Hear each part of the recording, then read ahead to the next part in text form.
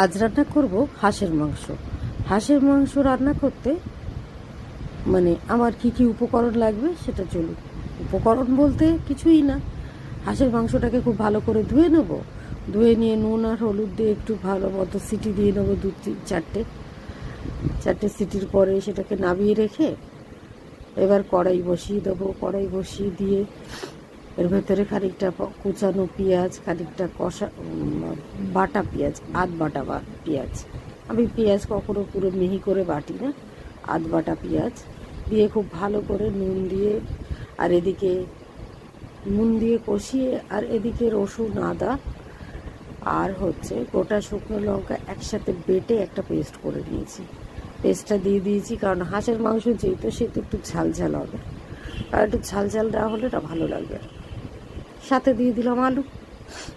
এবার এগুলোকে খুব ভালো করে